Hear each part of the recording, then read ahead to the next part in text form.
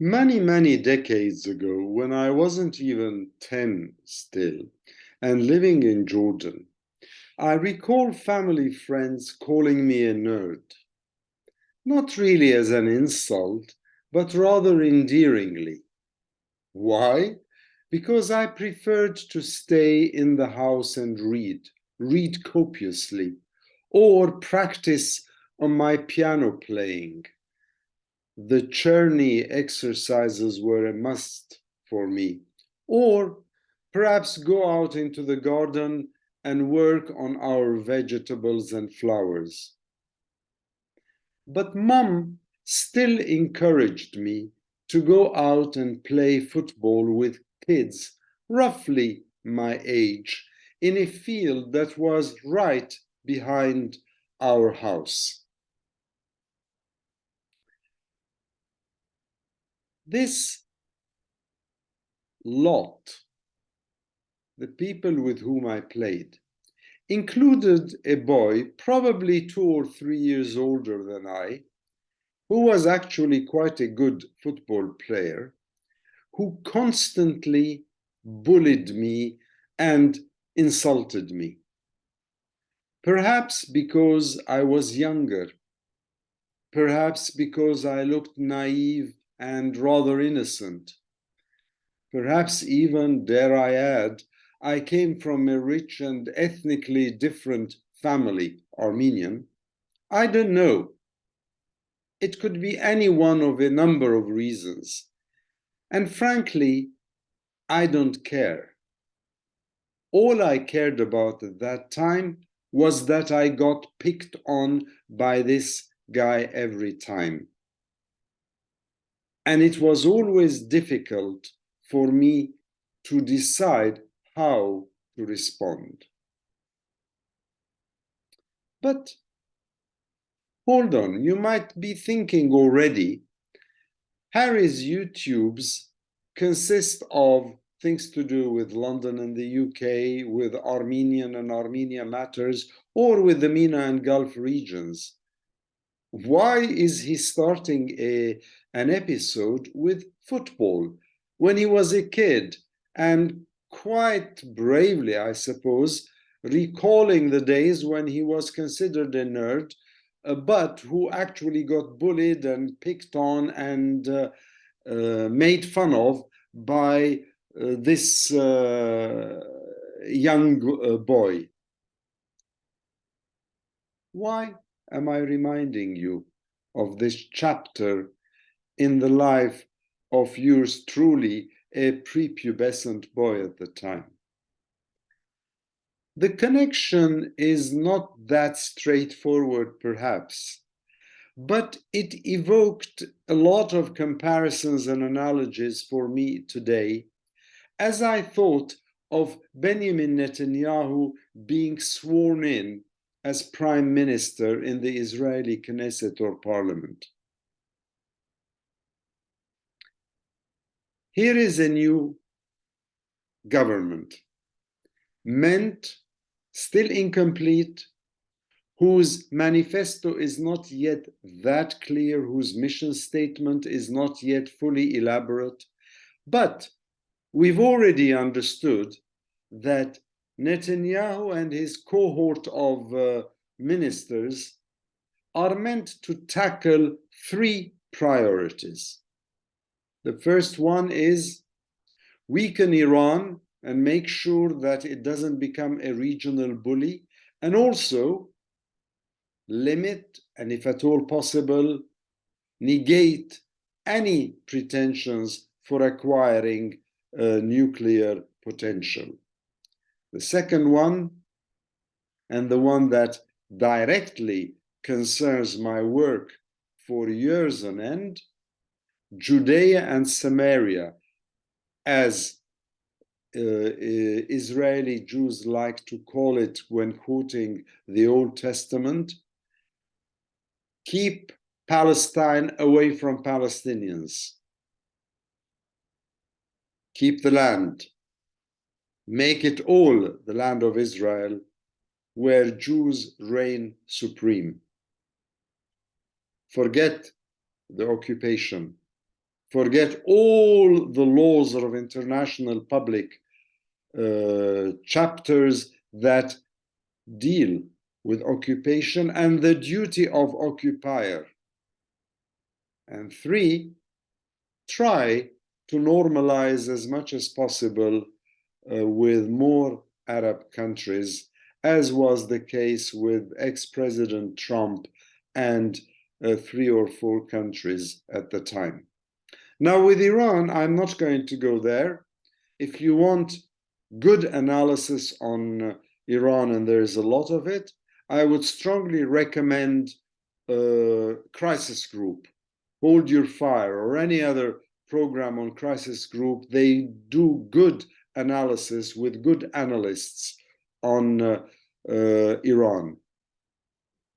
The Abraham Accords, I don't know. With a government like this one, with ministers as the ones who are serving under Netanyahu, I would be a little bit surprised if many Arab countries queued in order to make public, official peace and cooperation with Israel one of their policies. But when it comes to the occupied territories, even when it comes to those Palestinian Arab Israelis living within the Green Line, in other words, pre-1948, that's another matter. When it comes to those settlers who constantly bully Palestinians in their fields, in their groves and orchards, who uproot their olive trees, and who rob them of their lands and properties, who insult them, malign them, abuse them, and even threaten them. That worries me today as I see the first landmarks of the new government that Netanyahu had to put together, the most right-wing, dare I add fascist, government that has been witnessed in Israel, all of it just for the sake of having him be rethroned as the king of Israel. And mind you, when I talk about him in such derogatory terms, I also remind you that the so-called center or left of center government that had its day for a year plus, Yair Lapid and before him Naftali Bennett, didn't really distinguish themselves much when it came to Israeli-Palestinian peace.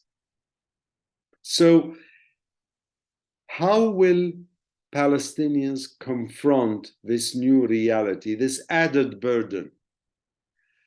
Power as they're being bullied, or stand up for their rights against vile right-wing elements who don't want anything to do with them, the demography, but who want to grab every inch of the land, the geography. You know, Netanyahu first became prime minister in 1996 when he was 47.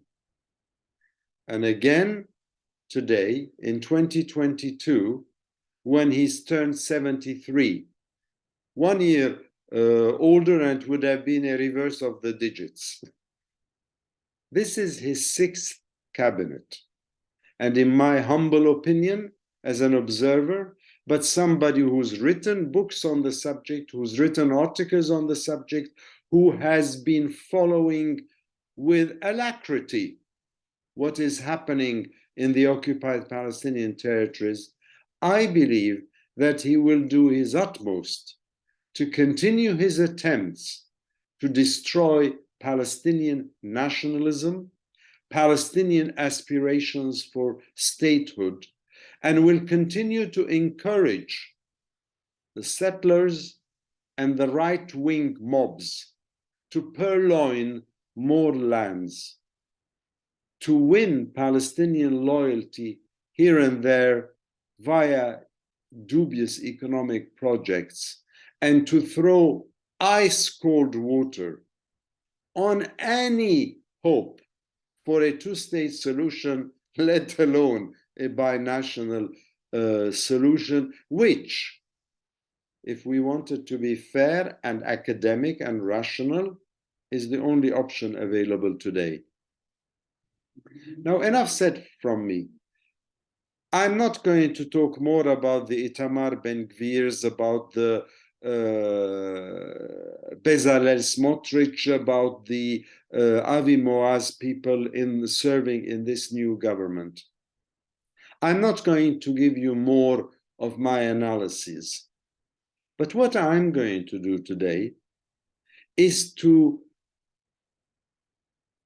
invite you to read about this government, this new government. So I'll post a few articles spread over the last week or so.